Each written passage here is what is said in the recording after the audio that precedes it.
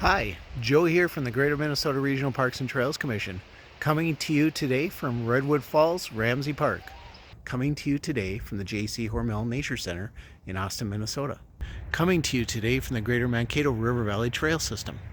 Today we're coming to you from Wilmer's Robbins Island Park. If you are a leader in a Greater Minnesota Regional Parks or Trail, this might be an opportunity for you to apply for funding. Take a look at this tutorial along with our funding applications guideline and criteria document and learn more about the changes available for this year. This year's application process starts on April 1st, deadline is July 31st, and we have approximately $12 million available.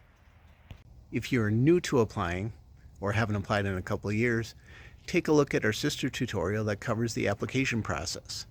This tutorial will cover new items as well as things that are in the guidelines and criteria document. In a nutshell, here's what you need to know this year. The Commission has once again made funding available for pre-project planning work such as archaeological studies, SHPO research, tribal historic preservation consultation, and other types of environmental work. These types of projects quite often require extensive environmental work. So by doing them in this separate application ahead of time, you can help ensure that you know what you're getting into later on for a construction project. Funding is available in this category for up to $50,000 of legacy funding with a minimum 20% match required.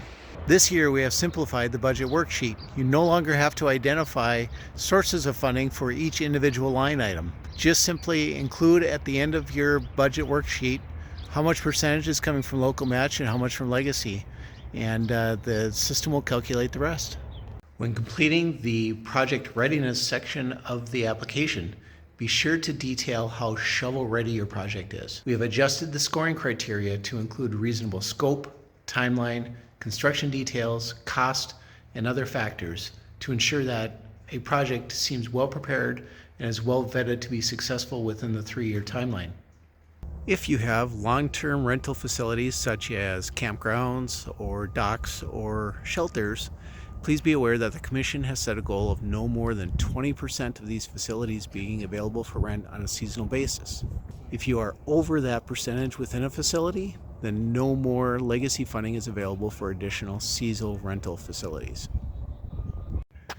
There are some changes to what is now allowable for legacy funding. For instance, we now allow monument signs as a part of your construction project. Traditional playground elements, such as slides, swings, and other types of structures, are also fundable through legacy, in addition to the naturescape playgrounds that we have emphasized in the past. Learn more about these key changes in the application guidelines and criteria document found in our application toolbox. If you have any further questions, please contact Renee or myself. I want to take a minute to remind you that applications come in 3 different categories. One is for environmental planning projects, as we talked about earlier, for SHPO, TIPO, and archaeological type of work.